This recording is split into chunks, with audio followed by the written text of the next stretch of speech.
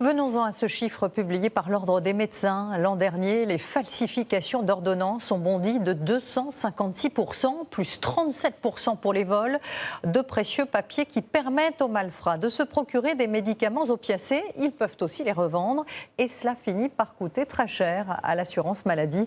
Kélian Yousfi et Eric Chinks. Les carreaux, il n'y en a plus. Il m'a pété l'autre vide de custode pour essayer d'ouvrir la porte. Il n'a pas réussi. Le cambriolage a eu lieu devant le cabinet de ce médecin près de Reims. Stéthoscope, tensiomètre, otoscope.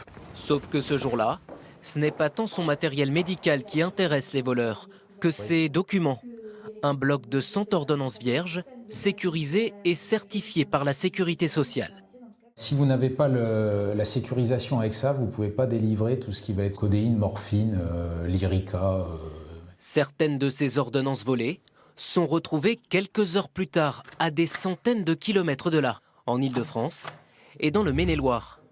C'est une pharmacienne de région parisienne qui l'alerte par téléphone. La pharmacienne a eu le cran de prendre en photo l'ordonnance. Et c'était bien les miennes. Et le patient, je ne le connaissais pas et c'était évidemment pas mon écriture. Sa signature a été imitée pour une prescription de codéine, un dérivé de l'opium. Sa délivrance est très encadrée, des consommateurs réguliers tentent de s'en procurer par voie médicale. Et d'après ce syndicat de police, ces fausses ordonnances sont aussi utilisées pour de la revente. D'après les affaires passées, on peut constater effectivement qu'on est sur des réseaux criminels. Par exemple, vous prenez sur le pays frontalier, l'Allemagne, ils n'ont pas les produits de substitution. Donc on a effectivement un trafic dans différents pays européens et ça vient chercher les produits en France. Tramadol, codéine, méthadone. Ces médicaments à base d'opiacés reviennent le plus souvent dans ces fausses prescriptions. Cette pharmacienne de Strasbourg donc là on est à janvier, là on est à avril. En voit passer régulièrement. Il y a marqué en tout petit ordonnance sécurisée et quand vous la mettez comme ça, vous voyez, ça certifie qu'elle est vraiment sécurisée. Difficile dans ce cas de détecter la fraude. Pour cela, elle vérifie plusieurs aspects. L'orthographe, le type de patient, le type de produit. C'est vrai que quand c'est des prescripteurs qui sont chez nous c'est facile de détecter, on connaît les écritures. Mais quand ils viennent d'autres régions, c'est difficile de... Mais voilà, on est vraiment plus vigilant sur tout ce qui est anxiolytique, opiacés. Face à ces fraudes qui s'évaluent à 13 millions d'euros l'an dernier.